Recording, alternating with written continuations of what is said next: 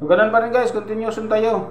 Ganun pa rin ang gagawin natin. Ito ay continuation guys sa ating unang video guys nga ginawa. Ito ay nagiging error guys dahil sa kanyang metal na bumubukol dito sa bandang kanyang tainga. So yan. At saka ito guys, ang ating 1 piso na si Rizal na nabura na kanyang pangalan. Kanyang pangalan ni Rizal. So ito ay BSP series. So kolektahin natin ito guys. So ayan guys ha. 6 na piraso pa lang yung nakita ko guys sa mga error coins natin. Yan. Ito ay sobrang dami pa. So hindi ito matatapos sa isang araw lamang. So tuloy-tuloy lang tayo guys. Para maubos natin to kasi marami pa ito guys. So mayroon pa tayong waitings guys Ang mga 5 pesos 5 pesos na new generation na ito mga tawag dito scallop monogonal. So hindi pa natin nasimulan yan guys.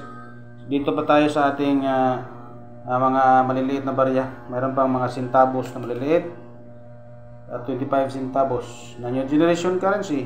So may halo din ito guys na mga foreign coins.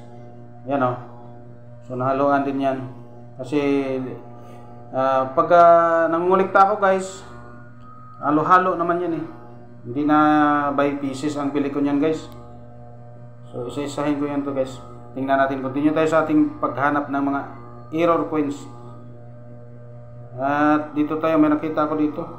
Ayan may bukol So ating piso na BSP series. Error na talaga.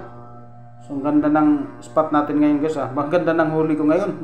Ang dami kong nakikita mga error yan So hindi naman sinasadya yan guys. Yan mga bakal na yan. Yan So hindi sinasadya yan guys, naging error. Kaya pag magmamasid kayo guys at tingnan nyo mabuti yung mga barya. Kasi katulad yan pagka nilayo mo ang kamera mo, nako hindi mo talaga mapapansin na mayroon palang error. So dapat pag mayroon kayong mahawakan ng mga barya, ganoon din ang gagawin nyo guys. Kaya para hindi kayo mahuli sa balita na mayroon pala itong price. Mayroon pala itong magandang price ang ating mga error coins. Yan BSP series na naman ito guys, na baryang ito. Tingnan mo dyan Yan mga bakal na yan Yan mga error yan. Yan paikot. So tingnan natin kung anong year ito guys. Kasi kasama ito sa aking mga kolekta ng mga barya na sobrang dami yan pinasama ko na dyan kung mayroong mga error coins. Tingnan natin sa harapan. Ito yung kanyang harapan guys tingnan nyo mabuti guys kung yan ba ay sinadya or tingnan mo mabuti guys ang mga bukol-bukol na yan So hindi yan sinasadya ng mga tao sa ating pag-ikot-ikot. Dahil yan sa paggawa kung anong klaseng mga component na ginawa niya guys. Kaya bumubukol. So hindi natin alam kung paano nangyari yan guys. Hindi naman wini-welding yan guys. Kasi pagka wini-welding mo yan guys dito, kapag nag-welding ka yan, yung gilid, masisira yung gilid guys, yung itsura. Kahit pa bubutasin mo ng mga pako, dukdukin mo ng pako ditong gilid-gilid niya, mahalata rin na talagang gawa ng tao. Ito guys hindi.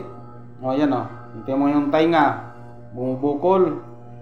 May mga bumubukol na mga metal. Yan ito.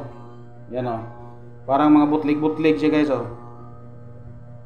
So napakagandang error. Mayroon taon 2015. Dito naman sa kanyang pangalan, tingnan natin ang pangalan. So anong klaseng spelling ito ang kanyang G Jose Rizal. So hindi na mo na mabasa Jose Rizal yan. Kasi tingnan mo mabuti guys ang kanyang G Yan So dyan pa lang error na. Lalo na sa kanyang mukha na parang mayroong mga butlig-butlig. Maganda pa naman sana yung kanyang kondisyon. Tingnan natin sa likod. Yan, balikan natin to. Yan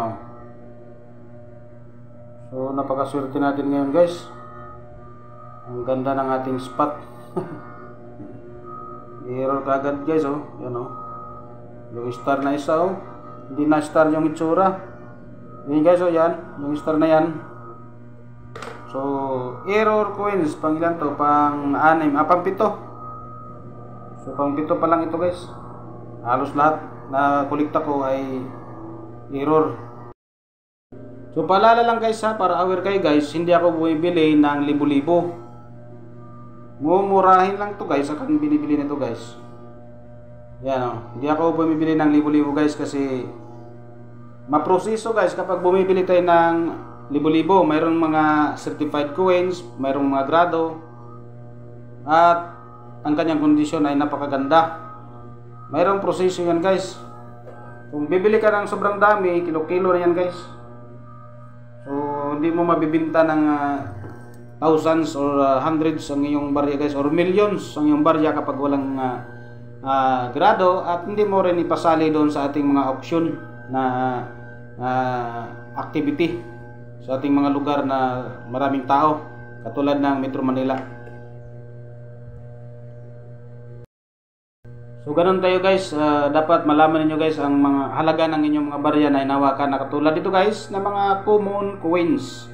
Walang millions ang inyong barya kapag walang grado. Magdepende din yan guys kung ilang piraso ang ginawa ang mintages. So kapag 10 piraso lang ginawa, millions talaga.